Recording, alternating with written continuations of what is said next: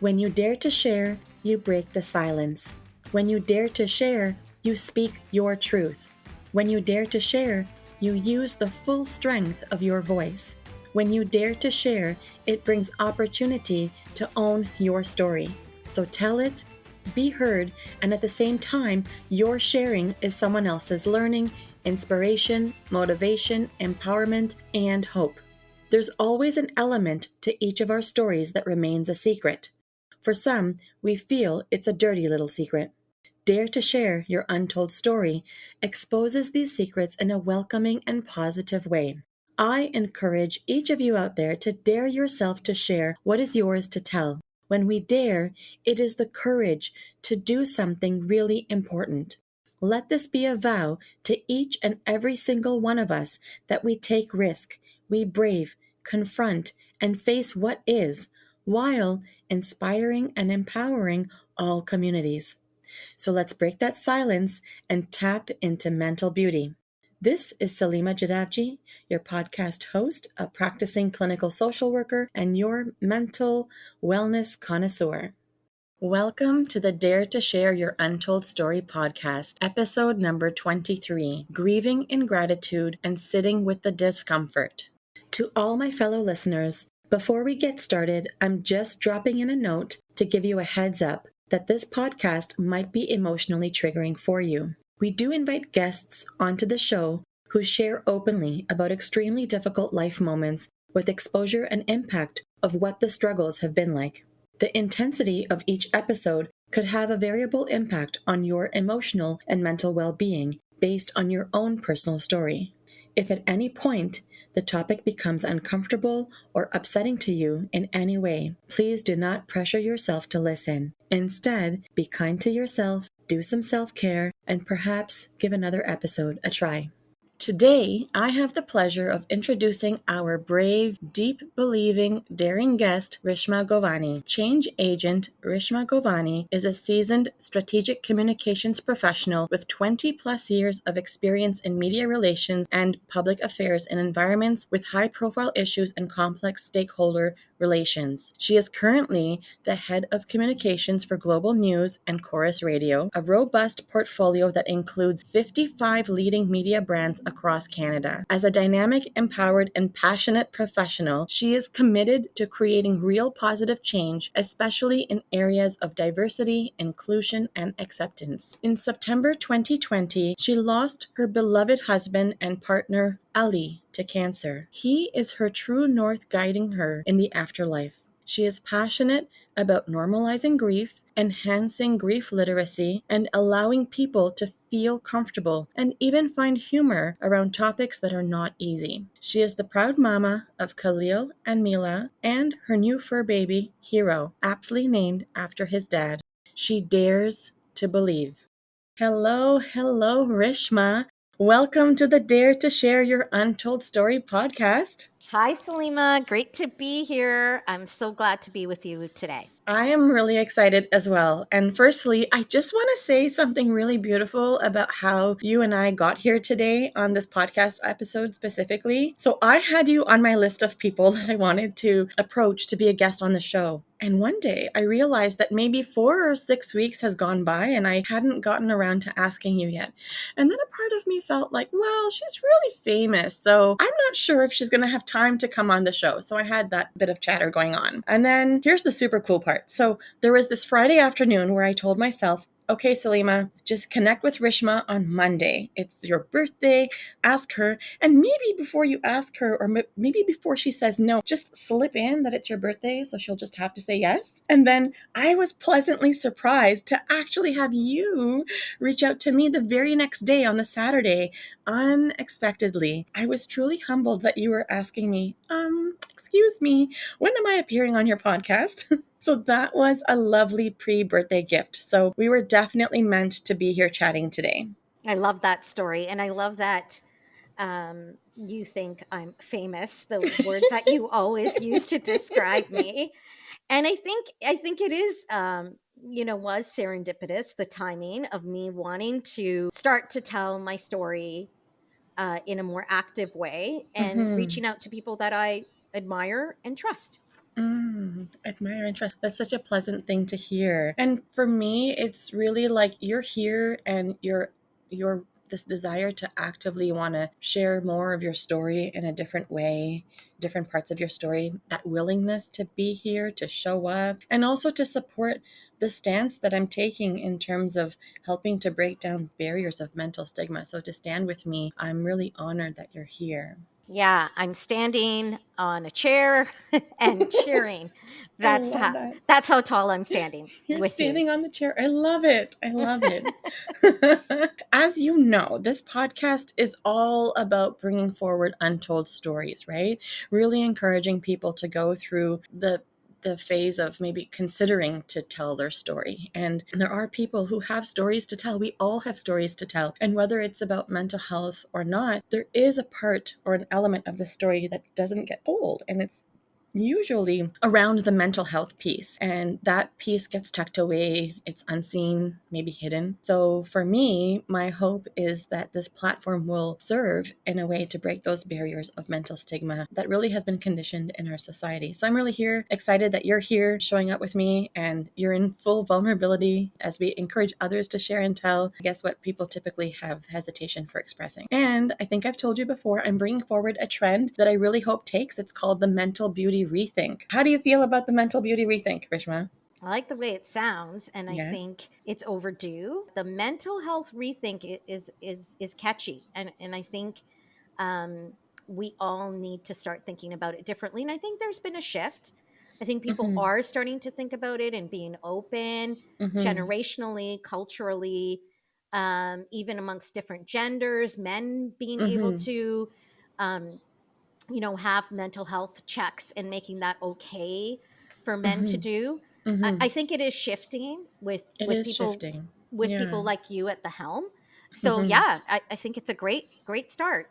Ready to roll with the questions? I'm ready. I love it. Let's do it. Give us the newspaper headline of how you would title your untold story. I'm terrible at headlines, and I'm curious about the world around me, particularly around people. I'm very curious about people, Mm-hmm. and sort of am a magnet, I think, to Mm-hmm. all types of people.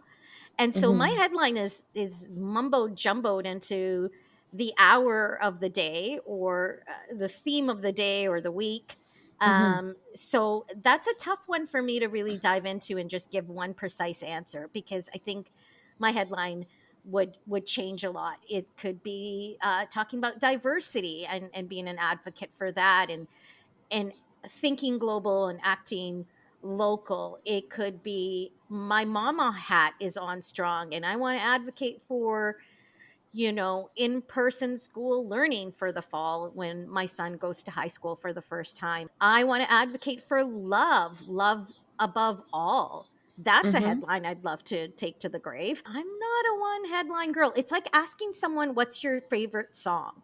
But what about if we pare it down? What if we pare it down to like related to what we're about to unfold and talk about more today, or what your headline for today is about? Today it's unpeeling the onion, Mm-hmm.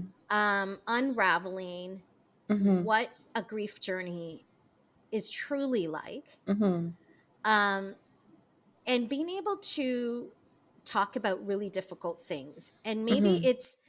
it's summed up with grieving with gratitude, which is one definite avenue that I have to be able to deal with my grief, is to Mm-hmm. find gratitude in all the Mm-hmm. things that I had with my partner, that I currently Mm-hmm. still have with my partner. Mm-hmm. Um, but that's not always there. The gratitude Right. isn't always there, because then it wouldn't be real, right? Mm-hmm. Like there's great pain Of involved, course. Right. and there's joy, and there's Mm-hmm. laughter. So Mm-hmm. maybe, getting deep into today's topic would be grieving with gratitude, and maybe like sitting with uncomfortable moments, um, Mm-hmm. and quiet moments, like being vocal but also Mm-hmm. being introspective. Yeah, vocal and introspective. I think that's a really nice way to articulate everything, not just the vocal and not just that part, but I guess when you talk about, yes, that's grieving and gratitude, but it's not always gratitude. There are so many other emotions that you experience. The unpeeling and the unraveling that really resonates with the topic of grief, at least it does for me. Can you share a little bit more about what your untold story is all about? Yeah, I tend to be a sharer, so there's Mm-hmm. bits that have been told and bits that have not been told. Okay. Um, so I was deeply in love with my husband, who was deeply in love with me, and Mm-hmm. he had an unfortunate set of cards dealt to him Mm-hmm. some years back, and dealt with it like a champion. Mm-hmm. In fact, we would be at appointments. It was a really rare type of sarcoma, and we were, um, taken care of really well by the medical community, and Princess Margaret being one of our home bases. And I kid you not, that probably close to 3 times during that whole journey that lasted about 6 years, they'd had to ask who the patient was, whether it was me or him. Like, that's how well he looked. And that's how tired I probably looked. Like, you could have just, like, I could have been the patient that day, because it Right. wasn't an outward telling story all Mm-hmm. the time. There was definitely Mm-hmm. times when he did look ill, but not the typical. He, lived his life with gratitude and with, a carpe diem attitude. Like, it was Mm-hmm. seize the day, seize the moment all the time, prior to Mm-hmm. illness and during illness. And Mm-hmm. unfortunately, we were given a lot of bonus time. And so that's where gratitude comes in. I'm grateful Mm-hmm. for that. You Mm-hmm. know, it doesn't take the pain away, but it softens it a bit. And I think so, grateful for bonus time, but then the bonus time ran out. Right. And obviously greedy for more. Like, I want more, Right. more, more. I want more for Mm-hmm. my kids. I want more for myself. I want more for him. Mm-hmm. And so that journey, or that chapter in his life, came to an end about 7 months ago. It's been a interesting journey, experiencing this during, the pandemic, and Right. what I would describe as collective grief of Mm-hmm. everyone around me, Yes. but not grieving in a traditional way with my community or family and friends. And so it's going to be a really long journey ahead, because at one point, we're going to start seeing people again, and it's like, oh, now I got to deal with the hugs. I'm not sure how that will Right. feel. Like delayed Um, hugs, right? Delayed So, hugs and yeah. delayed grief, because there's Yeah. parts that it's There's actually parts that, been. yeah, there's parts that have been parked and paused, right? So that, without that added pressure of having to see people, it allowed me to go deeper into myself, which is healthy, which is good, right? So there's pros and cons of how this is all played out.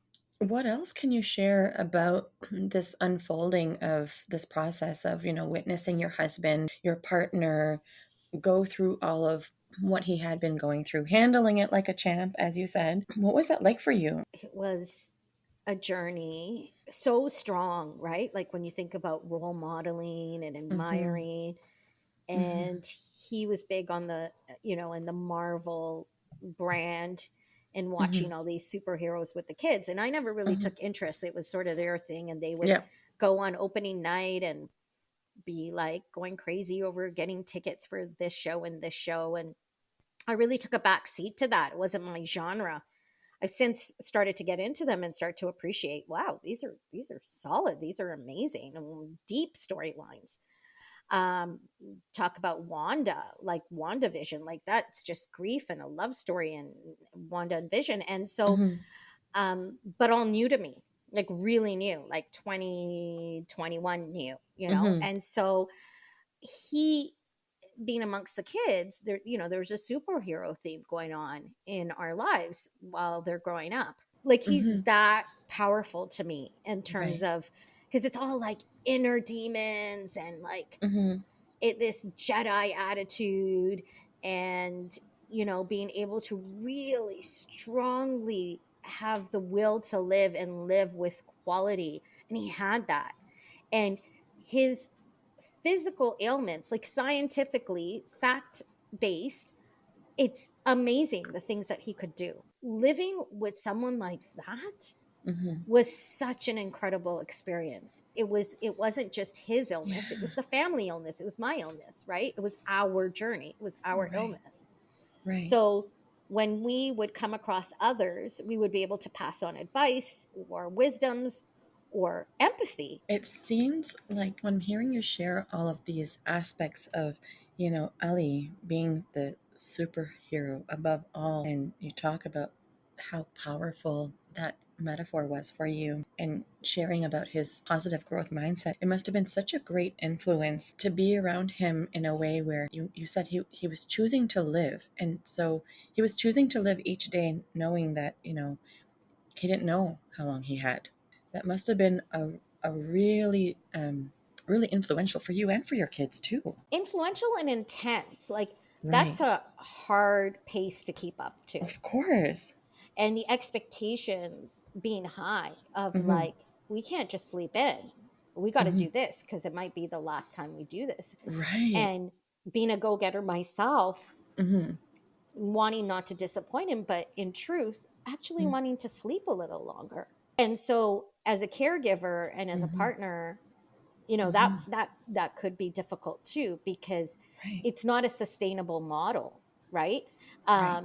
To be able to go on that pace. But you know, we were able to do it, and we were happily doing it, I would say majority of the time. But then there were unhappy points too, right, where it just becomes way too much, especially for me, who was carrying uh, that burden, dealing with someone who's so open and vulnerable, Mm-hmm. and then the partner Mm-hmm. is like that too. So it Right. can be intense. Of course. Yeah, I definitely hear all the intensity that you endured as well, and that you were a champ too, handling, managing that intensity, giving your all to him as he gave all to his life. And trying to keep the spirits in such a way where that go-getter attitude allowed you all to maximize on time, maximize on that bonus time. It's the greatest lesson, right? And it was Mm. embraced early. It wasn't just talk, Mm-hmm. it was real. Mm-hmm. And I think it served as inspiration to other people who come and say, this is what you guys taught us. And there Mm. couldn't be anything more flattering.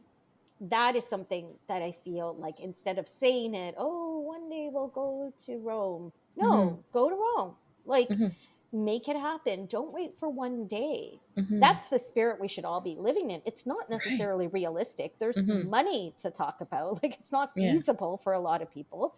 Right. Time is hard to get for a lot of people who work in industries where it's hard to get time off, you know? Yeah. So Mm-hmm. money, resources, time, that's not like something that's just afforded to everyone. Mm-hmm. So it's a lofty thing to say I have a bucket list and I'm going to start checking it off. But bucket lists get very expensive. They do. Very They very do. quickly. They and do. and we were Mm-hmm. able to manage through it. But Mm-hmm. again, you think about sustainability, right? Right. And then things Mm-hmm. coming to a halt, where I'm sure there would have been a trip or two more. Every trip required very careful consideration. What's going to Right. happen at Pearson? Will there be a wheelchair? Do I want to go on the golf trolley? It's such a Right. big airport to navigate and to Mm-hmm. be on your feet. Mm-hmm. And what happens when you get to the airport, on the receiving end? What happens at the resort? Like, Right. it was very um, extra layers involved, right? In Yeah, choosing where that's a we're lot going of to stay. strategy. A lot of Yes, a strategy. lot of strategy. Are we getting a door near? Are we getting a room near the elevator? Are we, how far are we from town, from a hospital, from, you know, all these different considerations, that we kind of got used to doing towards the end. And we went there, and I'm so grateful. It was amazing. And Mm-hmm. that was January 2020, and then March 2020, we know the world changed forever. I am curious, Rishma, if it's okay to ask, what do you remember being one of the most difficult moments that you experienced with this grief journey when Ali was still around? Every appointment was difficult. Mm-hmm. Every appointment was a this is it moment. The initial diagnosis, you know, was with someone who was inexperienced in the room and accidentally, kind of gave it away that there wasn't much time left. Really? She was wrong. It Okay. wasn't a few months, we got years, right? Right. But knowing that in the back of our head, it Mm-hmm. always sat there. And it wasn't her fault. It was just the way that the whole conversation went. It wasn't Right. the main oncologist, who was frankly a brother to Ali. That really was difficult. Each Mm-hmm. appointment when we were getting bad news, and we got Mm-hmm. bad news all the time, Mm-hmm. was really difficult because we had a lot of this is it moments. And that's why we went into high gear with, okay, this is really the last trip. And then we'd be like, Mm-hmm. no, no, no, this is really the last trip. Right. And we had a very difficult summer last Mm-hmm. summer. And I know a lot of patients, I'm learning, go through this, and a lot of families go through this. And I think Mm-hmm. it's the cocktail of medication that Ali was on that unfortunately changed his demeanor and his personality from a guy who's scared of literally ants to being someone who quite different from that was difficult. The Right. personality change was very, very Right. difficult, and it was difficult navigating what really was the issue Mm-hmm. at the root of it. Mm-hmm. And within our circle of care, we had so many people who were noticing that this is not him. Mm-hmm. We had personal support workers, we had Mm-hmm. pharmacists, we had nurses, we had Mm-hmm. sociologists, psychologists, everyone. But at the main helm, we had a palliative physician who actually just kept adjusting meds and was not looking at it holistically. And that really put a dent in our relationship and the dynamics of the family and the summer. And luckily we were able to get him off some of that stuff. It was very challenging, and it was distressing, Mm-hmm. and it was heartbreaking, it was devastating. You're already dealing with a primary disease, and in order to give quality of life, you're giving meds, and those meds have benefits, but Right. those meds also have severe side effects. Yeah. And Yeah. someone who basically always suffered from the side effects, you name a side effect, this guy would get it, Mm-hmm. right? Right. And it's swelling of the feet, or it's whatever it would be, he would Right. get it. That was really difficult because it created mistrust, and it Right. created doubt. I was really angry during that phase too, because it was a lot of suspicion and doubt Mm-hmm. being cast. But when you were in it, when he was having those medications, and like you said, he was having one side effect after another, and if it was labeled that this is going to be a side effect, he would get it. Did it feel like you were walking on eggshells, just not knowing what was going to happen Yes, next? there was Yeah. so much uncertainty and Yeah. eggshells all the Mm-hmm. time, because you're solving one problem, Mm-hmm. right? Mm-hmm. And it's a pain medication. Mm-hmm. Mm-hmm. These are narcotics. Mm-hmm. These are heavy, Mm-hmm. heavy drugs. It solved one problem, but it's giving another five. Right. And he's not just on one. He's on Mm-hmm. like all kinds of things at different points, and self-managing, because he was so independent in Mm-hmm. being able to do that, Mm-hmm. to try to like take a step back and really analyze. And there's some great apps and stuff that you can use, and it was intense learning in an area that I didn't know. And I had like great support from his pharmacist. Oh, his team was amazing, to try to really get to the bottom of what is happening here. But you could pinpoint it, like no matter what people were giving you, suggestions of the possibilities of what it could be. Was there something in you? Is that what you're trying to say? Is that there was something in you telling you, like, no, there's something more. There's something more that's Yeah, I off. didn't know it was the medicine. Yeah, you didn't know. I You couldn't pinpoint that it was the medicine, Yeah, but you pinpointed that something else is going on. There's something else. Like, yes, maybe there is an end of life existential piece, or there's the COVID stress or the COVID fatigue, but you could sense there was more. yeah, and maybe it was a combination of all those Mm-hmm. things. Maybe there was Mm-hmm. some stuff happening in the brain. Maybe there Mm-hmm. was, Mm-hmm. we weren't able to do regular scans anymore Mm-hmm. because we're not available. At the root of it, yes, intrinsically, I knew something's amiss, and it's like kind of being a detective, and you know, Mm-hmm. some really scary things to uncover, right? And it's Mm-hmm. like this mystery you're trying to solve, and it's like Mm-hmm. one door closes, another door closes, and you're just getting dead ends and going, what could possibly be there? Unfortunately, one wasn't supported by the one person who had ultimately the control in the situation, which is just the hierarchy of the way the medical system works. Because even though we had 12 people advocating, the one guy on top, was just thinking this was either marital stress or not being able to acknowledge that he may be part of the problem. And he's the one in that lane, if there's multiple lanes involved in the lane, Right. that's in charge of the medicine. So either you've screwed it up really bad, Mm-hmm. right?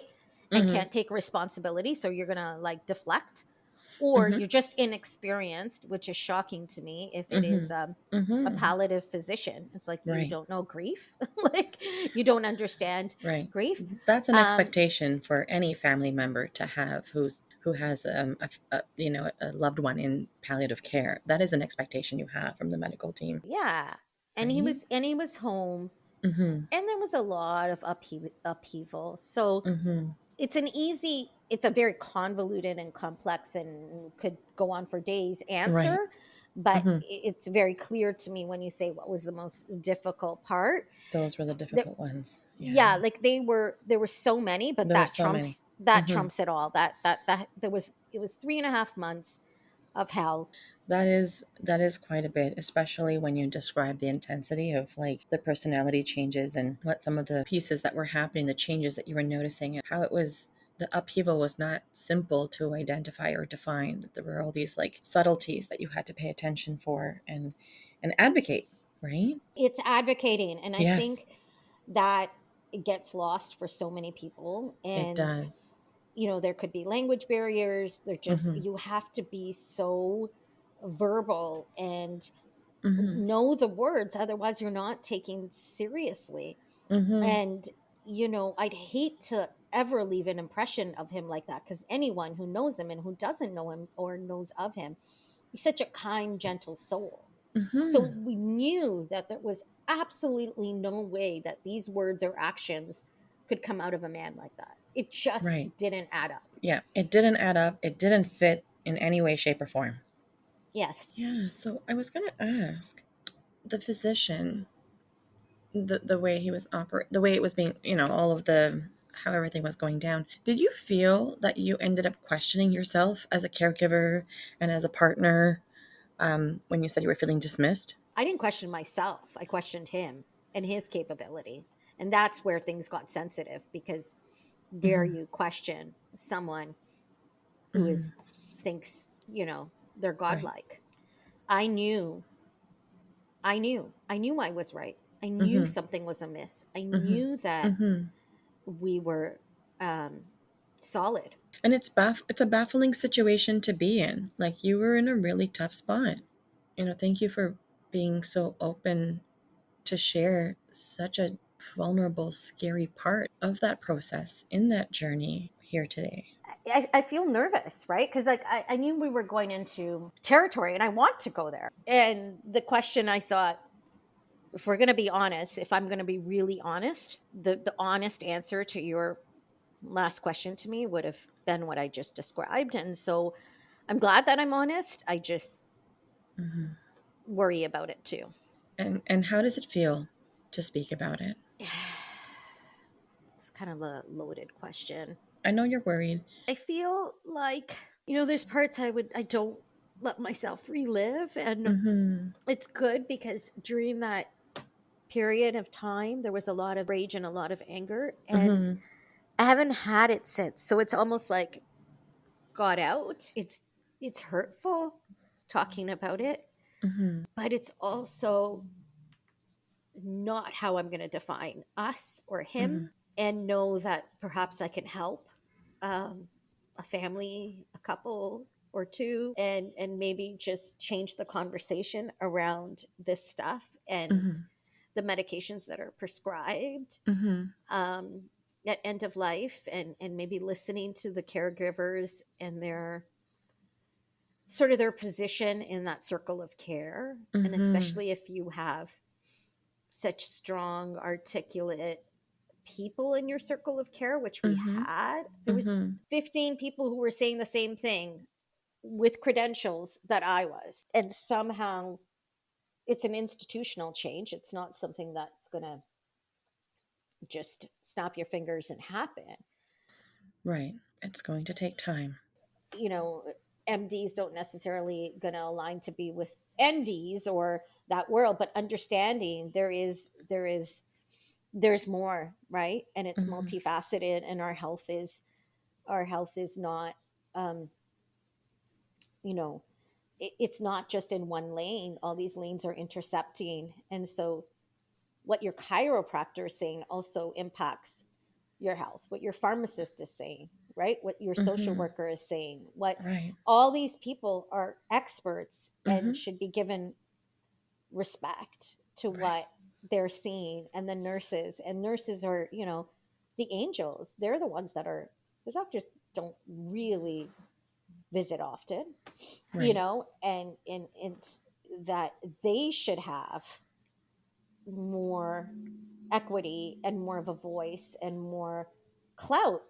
It doesn't work that way though. So I'm not like trying to set up something that is, you know, in my head and I go and Aaron Brockovich my way to try to change a medical system, and that there aren't doctors who are going to think, you know, yeah, I'm first in line. Yeah, what I say, I don't care who you are in this circle of care. I'm the main physician. Right. He's in my care. Even the oncologist who knew him for 6 years and I described as a brother couldn't, because he wasn't seeing him. He was out of his care. Right. All he could attest to was the person and the relationship and who I was. He knows me very well. Right. And, you know, but I have put it out there with you right now. So I think I feel a lot of things. Yeah, and you just might need to give yourself time today to just let it all simmer. Absolutely. And it's freeing too. It's freeing. It feels, I said it, right? So yeah. I don't know if you heard it, but I just took a huge exhale. Is that it? Am I able to move on now that I said it once? Maybe I don't need to say it again. Maybe I've said my piece. Or maybe you'll want to say it a few times, and each time you're going to say it stronger and you're going to have a bigger and bigger sigh of relief. Or maybe it's going to be just this one time. And I'd like to ask if it's okay. You know, you talked about the anger and bitterness and not wanting to relive certain parts that you did have to live through during your difficult moments. I'm a little bit curious about how your mental health was impacted during all of this, you know, while Ellie was around, even after he passed in September. You know, you talked about the anger and the bitterness, but I also know that it did take a big toll on your mind and your emotional and mental state. So is there anything more that you can say about the impact? Yeah, and I think some stuff I definitely want to share there. So we did a lot of therapy together as a couple when this was happening. We were actually like, this is the worst thing that happened. Let's work on it. And we would do sessions together, and then we would do sessions individually. And was really, really blessed to have a psychologist that I still work with. And, you know, it has just been an immense support system for me. We had the children speak with her. We had different counselors that would come in and out that were part of the whole central Lynn and palliative process. We took advantage of all those things. Through Hope House, which is a hospice that we thought maybe Ali would go to. He ended up staying at home. They reached out after his passing and wanted to see what services they could provide. And they have classes and meals on Wednesday. And they have this bistro cafe on Fridays, which is a drop-in for people who have suffered a loss. And then I was encouraged to join a group through their logotherapist and their grief counselor, which was it was a group therapy. It was called Lost During COVID. And through it, I met, you know, phenomenal people. It was a really small group. There was only 4 of us and 2 facilitators. Right. And the facilitators had also suffered loss. Right. And I did that. It was a 7-week program. I mean, these Mm-hmm. are kindred spirits. Can't wait to meet them in real life one day. Mm-hmm. Um, and so I did that. I did. I I can't even describe. There isn't a word to describe the friends that I have. Like, they're just beyond. My family is Mm. incredible. Your I heart have a connections. really Yeah. strong support system. My Yeah. colleagues, my bosses, like, Mm-hmm. near and dear, so supportive. Mm-hmm. I've done a lot of work, Mm-hmm. um, walking, Mm-hmm. talking, Mm-hmm. writing, Mm-hmm. journaling. So much so that, Mm-hmm. so many courses and webinars, and Mm-hmm. people send me stuff, and then I sign up, and then I'm like, oh my Mm-hmm. God, this is becoming way too much. Like, I'm actually feel like at this point, I've attained a PhD in 7 months in Mm-hmm. grief, Mm-hmm. and I don't want it. Right. And no matter what I can do, I can have that PhD. I cannot accelerate time. I Mm-hmm. cannot accelerate or change the circumstances or change that he's not here anymore. Mm-hmm. And Mm-hmm. reading, oh my God, the amount of Mm-hmm. books that I've read, Mm-hmm. and they're all like widows and people who've lost someone, and some of them are fictional, but some of them are, Mm-hmm. great one called Signs Right. that I was gifted by Laura Lynn Jackson. Mm-hmm. And at some point it's just like, stop. Like, Right. like, Yeah. you can't just pray your way and read your way through this Mm-mm. journey. You gotta There's feel the it. You gotta sit and with it. I have to be quiet about it Yeah. too. I have to, like, just Right. shut down Yeah. at Just times. just sit in the silence. So Rishma, I'd like to ask, or I'd like to share with you, for me as a therapist, when people come to see me for therapy, people are typically in one of three places when they come to see me. So some are getting started, where trying to figure out what they even need to sort out, what they need to talk about, what they need to sift through and organize to start carving out a path. Some are in the middle, just really in the thick of things and really needing support in that moment for what is happening in their present world. And some are looking back, maybe reflecting on what part of their journey that they can look back on, or they're like getting closure so they can step into moving forward. What part of the journey would you really say that you're in? Do you feel like you're getting started, in the middle, looking back, or moving forward? Where do you see yourself? A bit of moving forward, a bit of in the middle. Mm, I don't think I'm starting. I think I've mm-hmm, done a lot of work, mm-hmm, and yeah, not just like done the work and wrote this exercise out on a paper. I've mm-hmm, talked to a medium, I've talked to an astrologer, I've done mm-hmm, like the amount of things I've done, but like mm-hmm, felt it, like yeah, really you felt felt, it, yeah, and allowed myself to break down over and over and over again. And so I'm not starting out. I couldn't say I'm complete because there's no end point to me.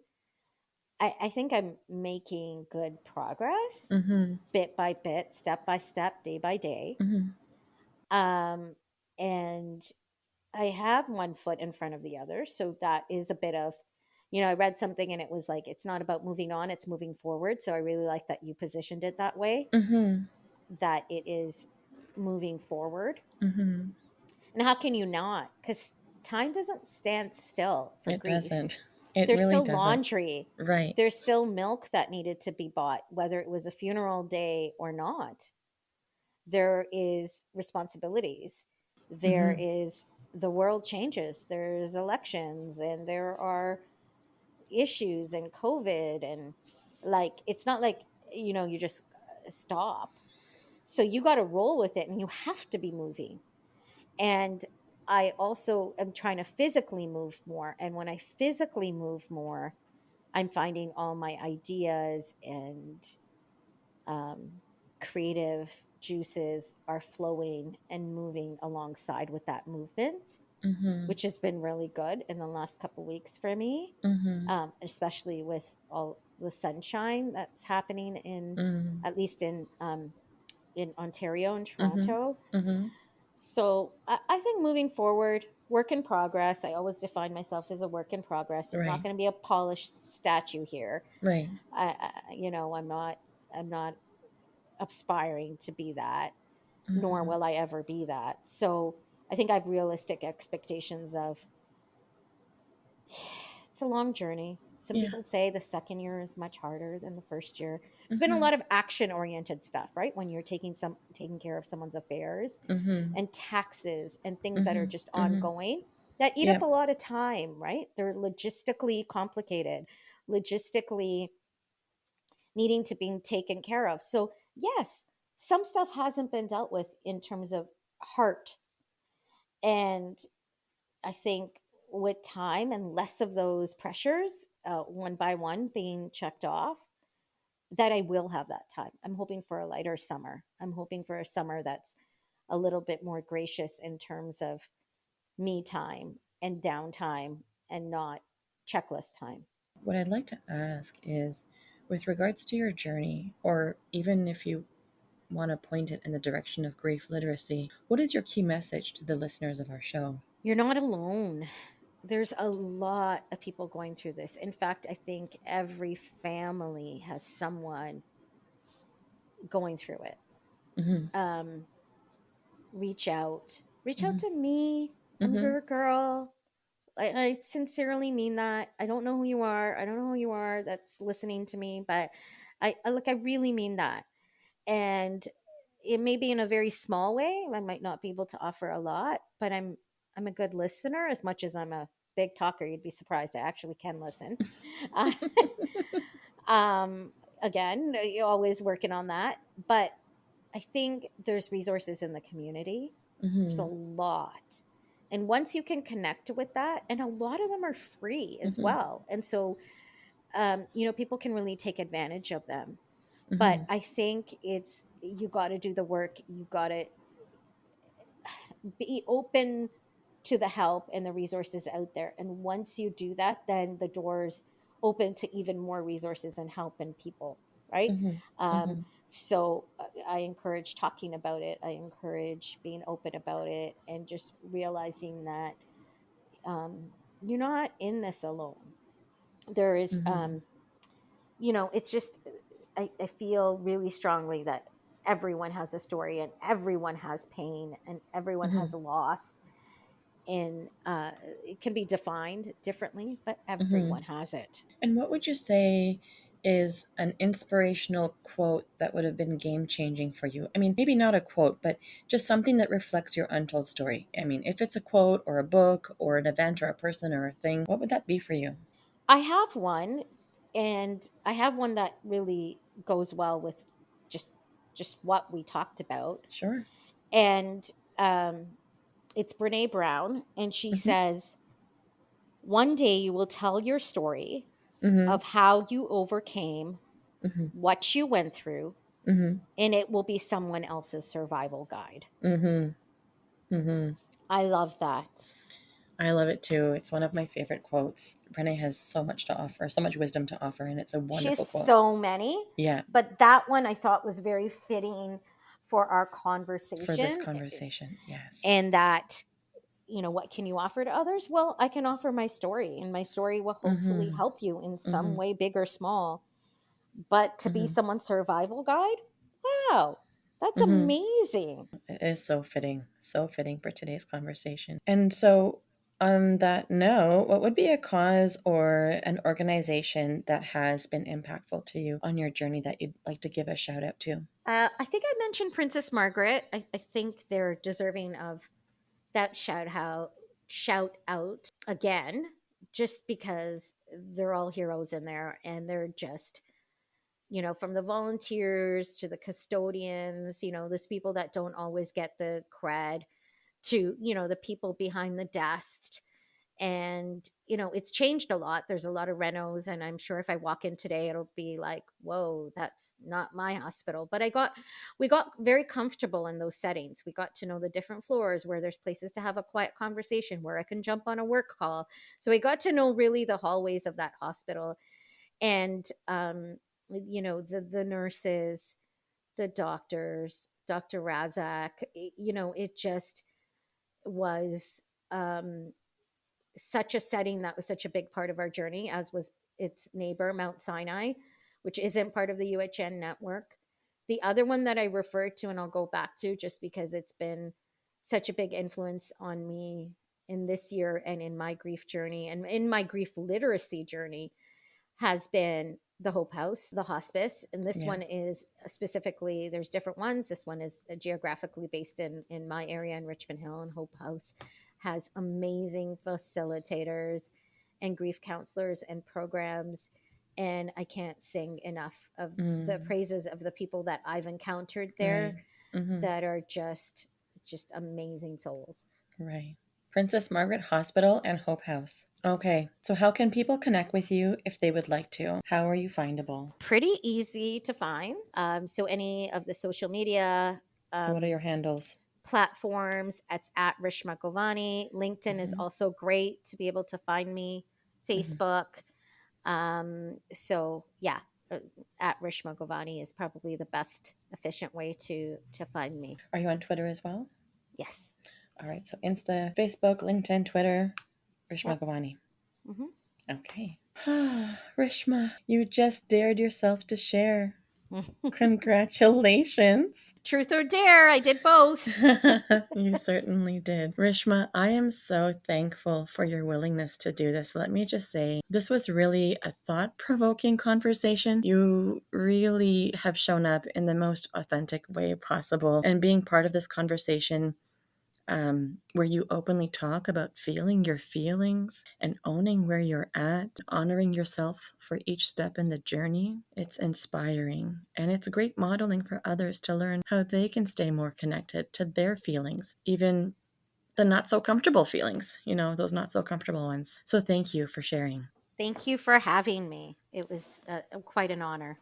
Of course, Rishma. And thank you for being a part of Dare to Share Your Untold Story and helping to be a voice in breaking down the barriers of mental stigma.